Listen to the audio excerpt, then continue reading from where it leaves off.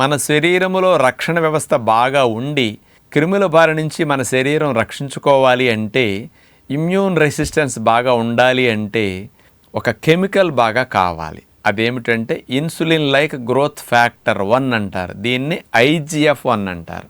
ఈ IGF-1 అనేది మీ liver నుంచి తయారవుతుంది. ఈ IGF-1 అనేది మీ లోపల బాగా లివర్ నుంచి కనుక ఉత్పత్తి అయితే మీకు చిన్న వయసులో యవ్వనంలో ఉన్నప్పుడు ఇమ్యూనిటీ పవర్ ఎట్లా ఉంటుందో ముసల్తనం వరకు ఇమ్యూన్ రెసిస్టెన్స్ మీకు తగ్గకుండా ఈ IGF-1 అనేది మనకు ఎక్కువ హెల్ప్ చేస్తుంది.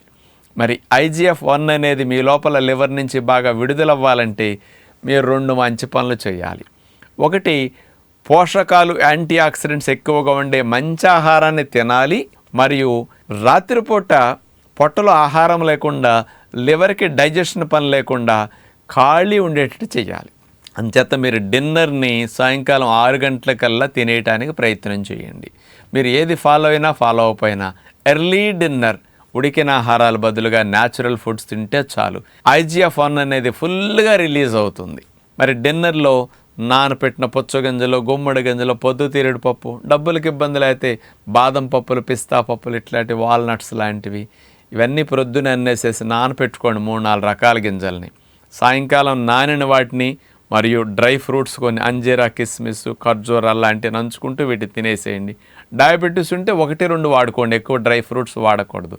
నట్స్ తినొచ్చు, తీపిగా ఉండే డ్రై ఫ్రూట్స్ తగ్గించి వాడుకొని జామకాయ, దానిమ్మ, రేకాయ, బొప్పాయి, కర్బూజా, పుచ్చకాయ ఇట్లా ఏదో ఒక ఫ్రూట్స్ని డిన్నర్లో తినేసేయండి.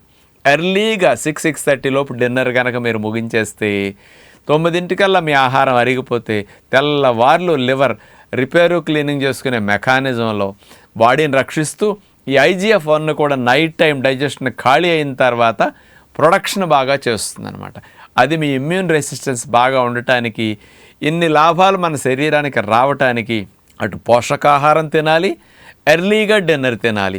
ఈ 2 మంచి పనులు చేస్తే ఇమ్యూన్ రెసిస్టెన్స్కి IGF-1 బాగా పెరిగి మిమ్మల్ని రక్షిస్తుంది.